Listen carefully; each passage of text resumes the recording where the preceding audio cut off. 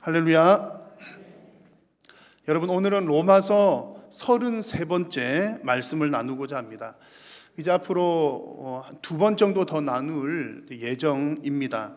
그런데 이제 오늘 말씀이 앞으로 한 2번 정도 더 남았지만 오늘 말씀이 내용적인 면에서는 이제 실질적인 결론에 해당되는 내용입니다. 여러분, 로마서 말씀 이제 계속 들으니까 좀 뼈대가 잡히시죠? 로마서 11장까지는 오직 은혜로 구원받는다는 사실을 강조해서 말씀을 함께 나누었고요. 12장부터는 그렇게 은혜로 구원받은 성도들이 어떻게 살아가는지에 대한 내용들을 성도의 바른 생활이라고 하는 큰 제목으로 또 여러 가지의 주제들을 가지고 함께 말씀을 나누었습니다. 오늘 나눌 말씀은 성도의 바른 생활의 절정이라고 할 수가 있겠습니다. 그 절정은 바로 예수 그리스도를 본받는 것입니다. 우리 성도들에게 있어서 신앙의 최절정은 예수님 본받는 것입니다. 여러분, 우리 예수님 믿는 사람들이 예수님 믿고 천국 백성이 되었습니다. 그래서 우리는 천국 백성이고 이제 천국 가는 티켓을 확보를 한 상태인데, 천국 백성 되었다는 얘기가 이제 죽으면 천국 가니까 살 때는 내 마음대로 살아도 되지 않을까 하는 것이 아니라, 이 땅에 살아가는 그 모든 시간들을 예수님을 닮아가는데 할애를 하면서 살아가는 것이 우리 천국 백성들의 마땅한 삶입니다. 그래서 우리는 예수님을 얼마나 닮았느냐에 따라 그 사람의 신앙이 얼마나 성숙했는지를 표현을 합니다. 그래서 예수님 닮은 사람을 보고 저 사람은 성숙한 신앙인이다, 이런 얘기를 하는 겁니다. 여러분, 우리의 신앙이 성숙하다라고 하는 것은 성경적인 지식이 많다고 성숙하다라고 표현하지 않고요, 우리가 교회를 오래 다녔다고 혹은 봉사를 많이 한다고 성숙했다라고 말하지 않습니다. 물론 그런 것들도 중요한 한 요소들이 되기는 하지만, 여러분, 신앙 성숙의 가장 중요한 잣대는 예수 그리스도를 닮는 것입니다. 그래서 우리 성도들의 평생의 소원은 예수님 닮기를 원하는 것, 그것이 우리의 이 땅에 살아가는 동안에 우리의 삶의 목적이 되는 줄로 믿습니다. 그래서 우리가 지금 함께 나누고 있는 로마서 말씀은 이제 크게 3가지 목적이 있다라고 오래전에 제가 설교할 때 말씀을 드린 적이 있습니다. 로마서 이 말씀을 주시는 목적은 크게 3가지인데, 그 가운데 첫 번째는 로마 교인들이 그들의 신앙이 잘 성숙할 수 있도록 돕기 위해서 복음의 진수를 알려주는 것, 신앙의 성숙을 도모하는 것이고요. 또 하나는 이 로마 교회 안에 여러 가지 신앙적인 갈등, 성도들 간의 갈등이 있었는데 그 갈등 문제를 해결하는 것도 이 로마서를 기록을 하게 된 중요한 목적입니다. 자, 이 2가지 목적을 이루기 위해서 아주 중요한 것이 바로 예수님을 닮은 신앙인이 되는 것입니다. 예수님을 닮게 되면 신앙 성숙도 이루어지고 교회 안의 문제들도 해결이 된다는 그런 얘기죠. 지금 우리들의 신앙 형편에서도 역시 마찬가지입니다. 여러분, 우리가 예수님을 닮아갈 때 우리 개인의 신앙은 성숙하게 되고, 예수님을 닮아갈 때 교회 안에 일어나는 여러 가지 갈등의 문제들도 자연스럽게 해결이 됩니다. 그러므로 우리가 오직 은혜로 구원받은 성도들이 마땅히 해야 할 일들 중에 가장 중요한 것이 바로 예수님 닮아가는 것입니다. 오늘 말씀을 통해서 여러분 모두가 예수 그리스도를 본받는 성숙한 신앙인들로 또 한 걸음 더 나아가는 귀하고 복된 시간 되시기를 축복합니다.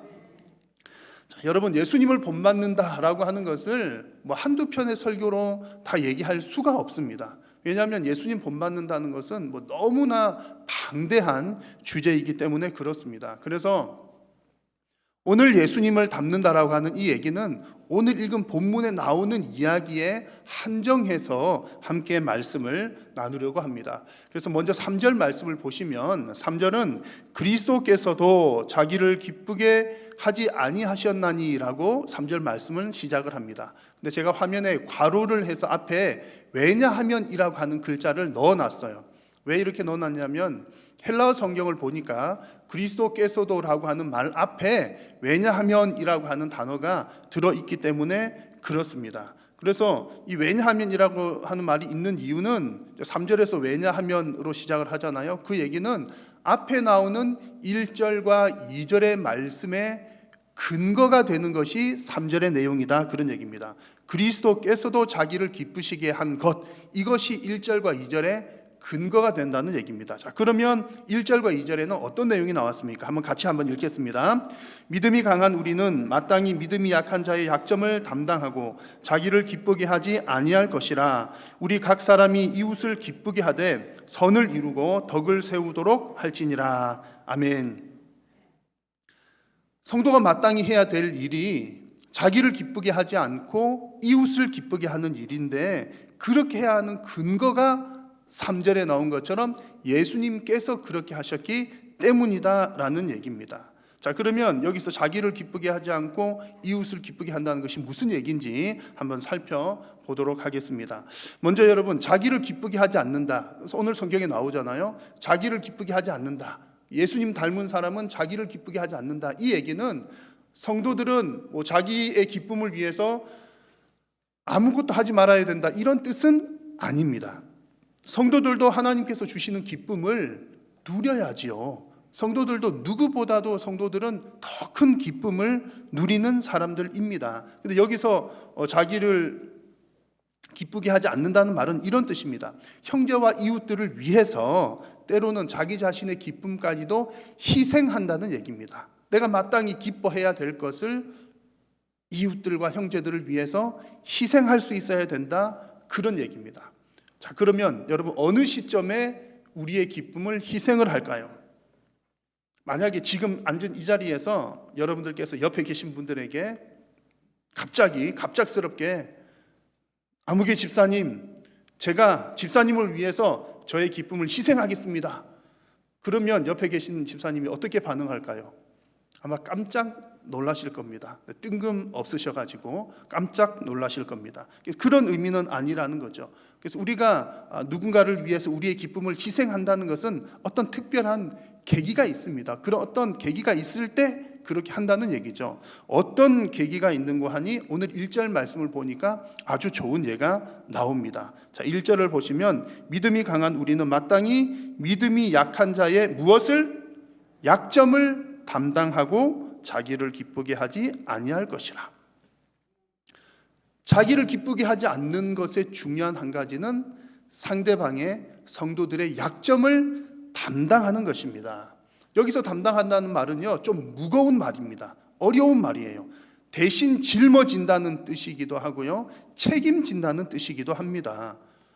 무엇을요? 상대방의 약점을 내가 책임진다는 겁니다. 우리 앞장에서 이제 그런 내용을 나누었습니다. 형제를 비판하지 말라는 말씀을 나누었는데, 우리 성도들에게 있어서 형제를 비판하거나 혹은 형제를 책망하기 이전에 우리가 가져야 할 자세가 바로 이것입니다. 형제의 약점을 비판하거나 책망하는 것이 아니라 형제의 약점을 책임지는 것, 형제의 약점을 대신 짊어지는 것, 이것이 예수님 닮은 사람의 모습입니다. 아멘이십니까? 약하시네요. 아멘이십니까? 근데 사실은 쉽지 않죠. 여러분, 상대방의 약점을 내가 책임진다는 것, 사실은 논리적으로 이해가 안 됩니다. 아니, 왜 내가 내 약점도 아닌 상대방의 약점을 내가 책임을 져야 될까? 이해가 쉽게 되지도 않고 또 쉬운 일도 아닙니다. 상대방을 비판하지 않는 것, 약점에 대해서 비판하지 않는 것만 해도 대단한 일이죠. 상대방이 잘못한 일에 대해서 책망하지 않는 것만 해도 참 쉽지 않은 일입니다. 그런데 오늘 말씀에서는 그들의 약점을 담당하라, 책임지라, 그리고 그들의 약점을 대신 짊어지라, 이렇게 말씀을 합니다. 이 말씀은 사실은 더 어려운 말씀입니다. 그러나 이렇게 말씀하시는 데는 분명히 이유가 있죠. 지금 우리가 살펴보는 내용이 무엇입니까? 제목은 그리스도를 닮는 것입니다. 그리스도를 본받는 것이죠.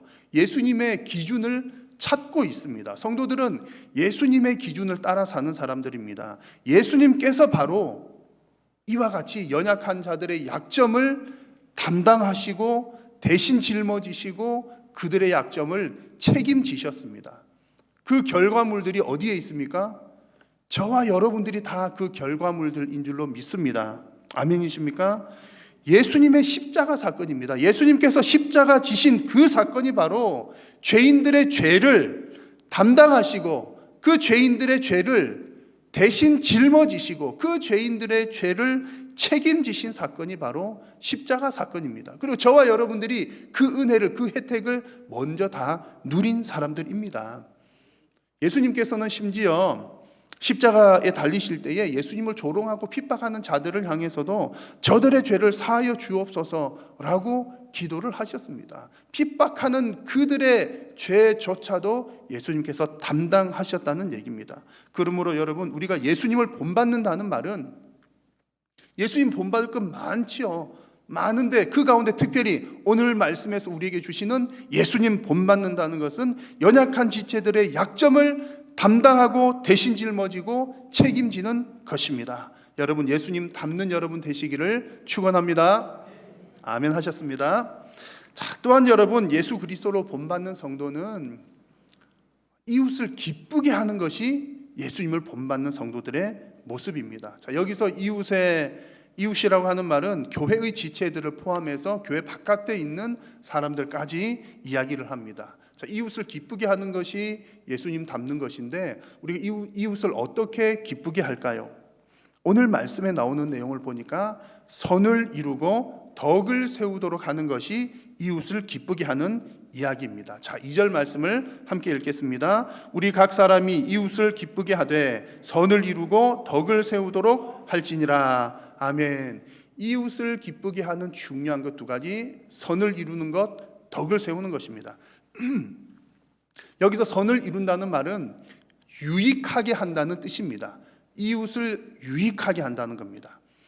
이웃을 유익하게 하는 방법들은 여러 가지들이 있을 겁니다. 여러 가지 방법들로 이웃을 유익하게 할 수 있는데 오늘 본문의 흐름상 이웃을 유익하게 한다는 것의 핵심적인 내용은 이웃에게 예수 그리스도의 복음을 전하는 것입니다.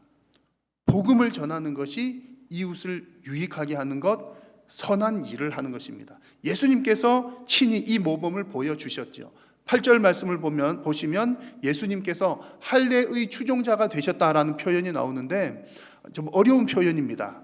자, 추종자라고 하는 말은 섬긴다, 시중을 든다는 뜻이고요.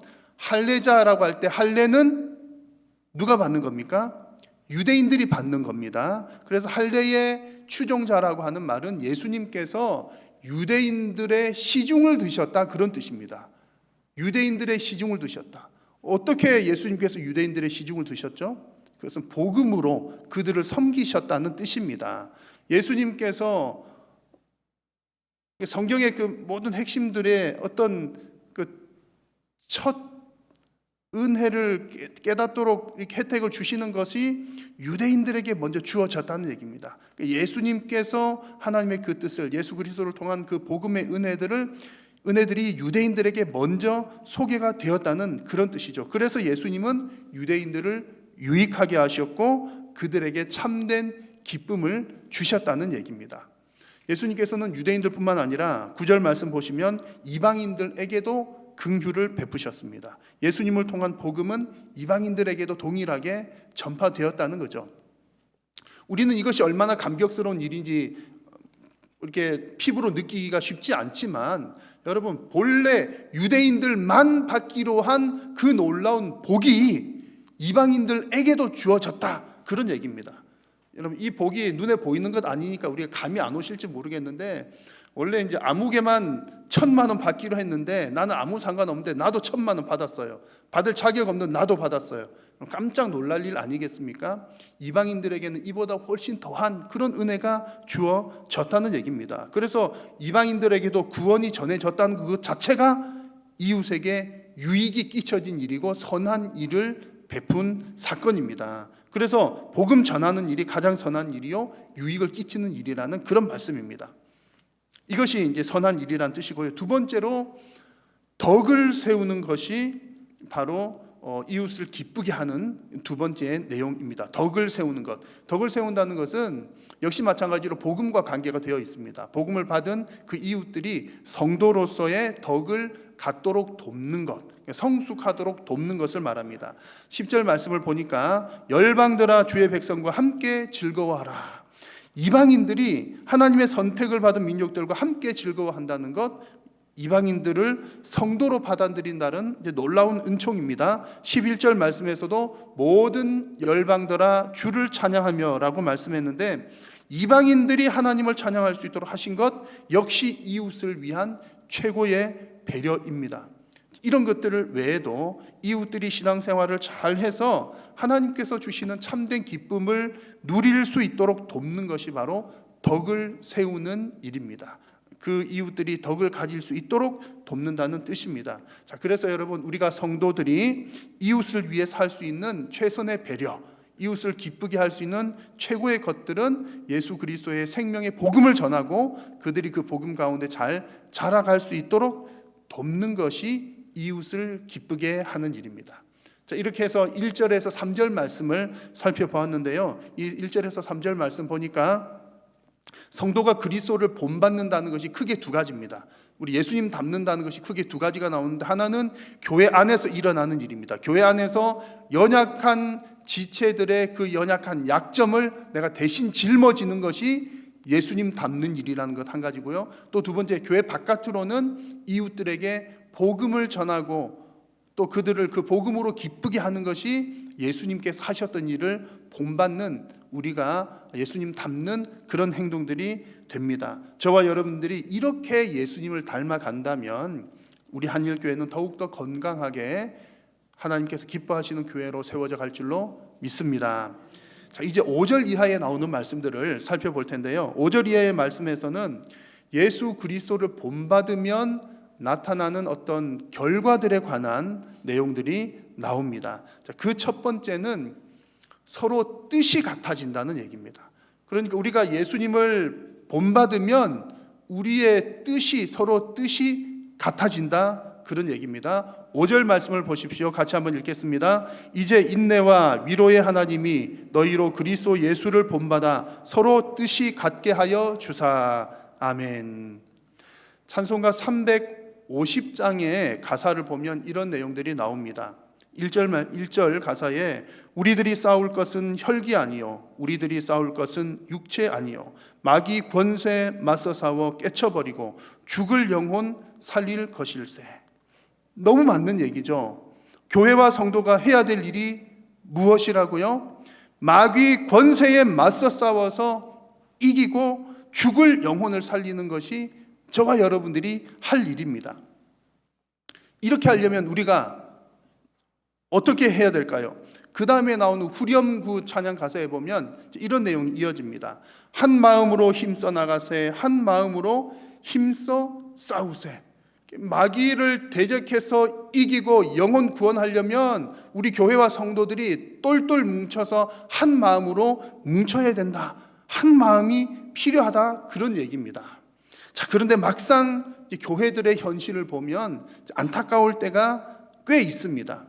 우리가 싸워야 할 대상은 사탄 마귀 권세인데, 오늘 우리가 본문 나누고 있는 로마서, 로마 교회도 그랬고 역사상 수많은 교회들도 그랬고 지금 현재 존재하는 많은 교회들도 그렇습니다. 교회 안에 성도들끼리 분쟁이 일어나는 경우들이 더러더러 거의 항상 존재하더라는 얘기죠.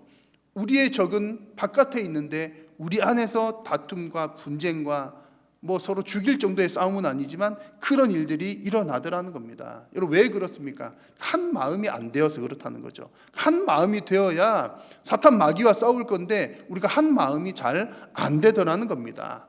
왜 한 마음이 잘 안 됩니까? 각자가 다른 마음을 품고 있으니까요. 나는 내 마음, 너는 너 마음을 품고 있으니 한 마음이 잘 안 됩니다. 그러면 어떻게 하면 한 마음을 품을 수 있을까요? 여러분, 한 마음을 품는 최고의 비결은 성도 한 명 한 명이 예수 그리스도를 닮는 데 있습니다.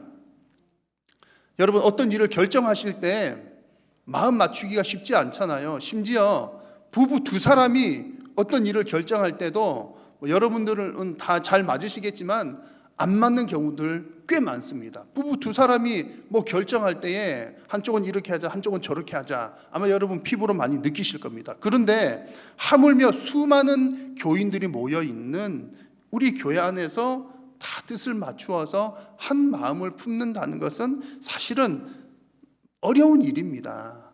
서로 의논해서 서로 노력해서 마음을 맞추는 데는 분명히 한계가 있다는 얘기죠. 성도들 각자의 믿음의 분량이 다르고 성도님들의 각자의 신앙의 배경이 다 다르기 때문에 그렇습니다. 그래서 우리는 어떻게 한 마음을 품을 수 있느냐? 공통된 것 한 가지를 붙드는 겁니다. 여러분, 우리 모두의 평생의 소원, 우리 모두의 공통된 목표 무엇입니까?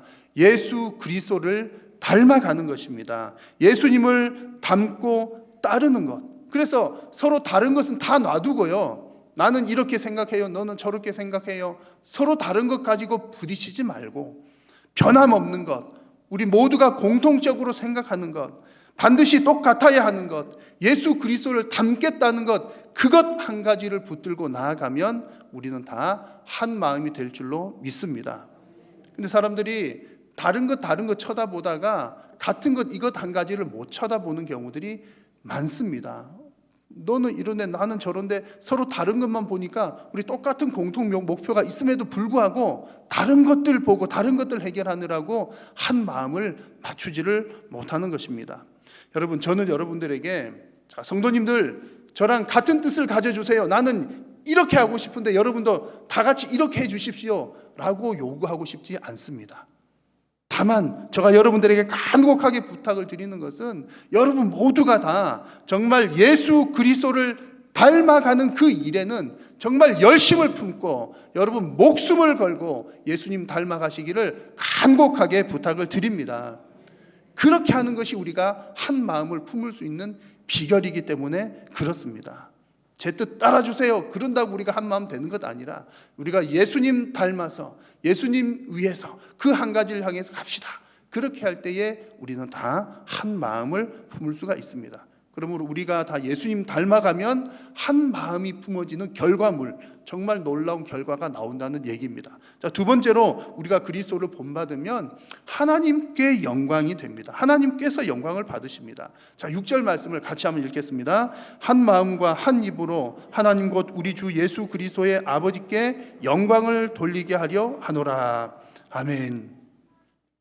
자, 여러분, 성도들이 예수님을 닮아서 한 마음을 품으면 정말 우리 신앙생활의 대부분의 문제들이 다 해결이 됩니다. 그 중에 가장 중요한 것이 하나님께 영광 올려드리는 부분인데, 한 마음을 품으면 하나님께 영광 올려드리는 이 일이 해결이 됩니다.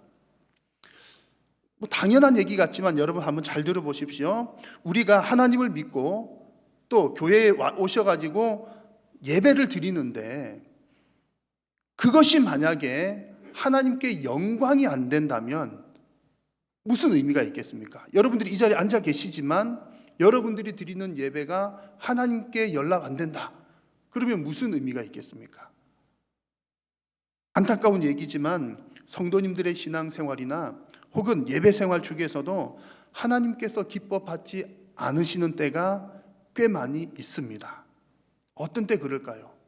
한 마음을 품지 못할 때, 성도들이 분열되어 있을 때, 서로 다투고 시기할 때, 여러분 그런 마음으로 예배하는 것 하나님께서 기뻐 받으시지 않습니다. 그래서 마태복음 5장 23, 4절에 그러므로 예물을 제단에 드리려다가 거기서 내 형제에게 원망 들을 만한 일이 있는 것이 생각나거든 예물을 제단 앞에 두고 먼저 가서 형제와 화목하고 그 후에 와서 예물을 드리라고 말씀을 하셨습니다. 이것이 여러분 하나님께서 기뻐 받으시는 예배의 기본 원칙입니다. 형제가 서로 화목해서 무조건 너무 완벽한 상황을 기대할 수는 없지만, 그러나 분열되고 나누어진 마음으로는 하나님께 기뻐 받으시는 예배를 드릴 수가 없다는 얘기입니다. 그러므로 우리 성도님들이 예수님을 닮아서 한 마음을 품으면 자연스럽게 하나님께서 기뻐 받으시는 예배를 올려드리게 됩니다. 그래서 여러분 모두가 그리스도를 본받으셔서 하나님께서 기뻐 받으시는 예배자들이 다 되시기를 축복합니다. 자, 세 번째로 그리스도를 본받으면 서로 용납하고 서로 받아주게 됩니다. 자, 오늘 말씀의 7절을 보십시오. 같이 한번 읽습니다. 그러므로 그리스도께서 우리를 받아 하나님께 영광을 돌리심과 같이 너희도 서로 받으라. 아멘. 이 말씀은 서로가 용납하고 받으라는 명령이기도 하고 또 우리가 예수님을 닮으면 서로 받게 되고 용납한다는 그 결과물이기도 합니다. 예수님께서 하신 일을 생각을 해보면 돼요. 예수님께서 이렇게 하셨기 때문에 우리도 그렇게 하는 겁니다. 예수님께서 연약하고 죄 많은 우리를 받아주셨습니다. 여러분, 예수님께서 여러분을 받으셨을 때 여러분들이 완벽해서 여러분 받으셨나요? 그렇지 않잖아요. 죄 많은 우리들을 받아주셨습니다. 그러니 내가 예수님을 닮기를 바란다면 나 역시 연약한 다른 지체를 받아주어야 하는 겁니다. 그리고 성도가 그리스도를 닮아갈 때 자연스럽게 서로를 용납하고 받아주게 됩니다. 왜냐하면 여러분 사랑을 많이 받은 사람이 사랑하기가 쉽습니다.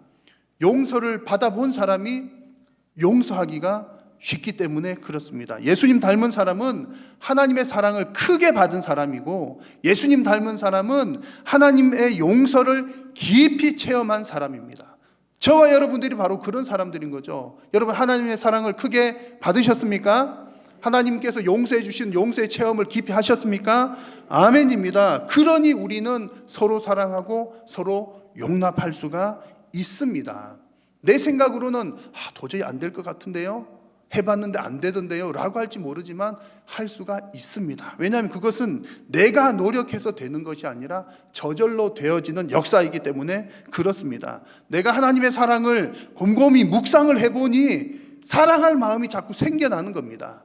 여러분 우리가 형제를 사랑한다는 것은, 용납한다는 것은 내가 오늘부터 저 사람을 사랑해야겠다 결단한다고 사랑이 되는 것 잘 아니잖아요. 도움이 되겠지만 내가 사랑해야지 마음을 먹어도 얼굴만 쳐다보면 안 사랑하고 싶은 마음이 생겨나는 것이 우리들의 그런 자연스러운 모습입니다. 그래서 내가 나의 결단보다 더 중요한 것은 하나님께서 나를 이렇게 사랑해 주셨구나, 하나님의 그 큰 사랑을 묵상하고 되새기고 또 생각할 때에 우리 속 깊은 곳에서부터 나도 저 사람을 사랑해야 되겠다라고 하는 마음이 샘솟아 오르게 되는 것입니다. 그리고 하나님께서 나를 이렇게 큰 죄인을 용서해 주셨구나, 이 큰 죄인을 용납해 주셨구나 라고 하는 것, 그 하나님의 용서와 용납을 깊이 묵상하다 보니까 약점을 가진 사람, 나에게 나쁘게 한 사람, 그 사람들에 대해서도 용서하고 받아들일 준비가 되는 겁니다. 오늘부터 저 사람 용서해야지, 오늘부터 저 사람 받아들여야지, 나의 결단만으로 부족하다는 겁니다. 하나님께서 나를 용서해 주신 것, 하나님께서 나를 받아주신 것, 그것을 깊이 묵상하고 생각할 때, 그것을 깨달을 때 우리는 자연스럽게 형제와 이웃을 용서하고 용납하게 될 줄로 믿습니다. 여러분 예수님을 닮아서 서로 용납하고 받아들이는 우리 한일의 모든 성도님들 되시기를 축원합니다. 여러분 오늘 우리는 그리스도를 본받아라고 하는 제목으로 성도의 바른 생활의 어떤 그 결론에 대한 내용들을 나누었습니다. 오늘 나눈 말씀처럼 여러분들 다 예수님을 본받으셔서 형제의 약점을 책임지는 성도님들이 되시기를 바라고, 이웃들을 다른 것 아닌 복음으로 이웃들에게 참된 기쁨을 주는 여러분들이 다 되시기를 바랍니다. 그것이 예수님 닮은 사람의 모습이고요. 우리가 예수님을 닮아갈 때에 우리는 또 한 마음을 품게 되고 하나님께 영광을 올리게 되며 서로 용납하게 된다고 말씀하셨습니다. 그래서 정말 예수님 닮으심으로 하나님을 기쁘시게 하는, 하나님 기뻐하시는, 기뻐 받으시는 하나님의 백성들 다 되시기를 축원합니다. 기도하겠습니다. 살아계신 우리 하나님, 은혜를 감사합니다. 우리는 연약하고 부족하지만 하나님 우리를 사랑해 주시고 또 용납해 주셨으니 우리가 하나님 앞에서 이와 같이 감사함으로 예배하고 있는 줄로 믿습니다. 사랑하는 우리 모든 심령들이 우리가 받은 은혜대로 예수님을 닮아 이웃들을 향하여 사랑을 전하고 형제의 약점까지도 책임지는 우리 모든 성도님들이 되게 하여 주옵소서. 예수님의 이름으로 기도드립니다. 아멘.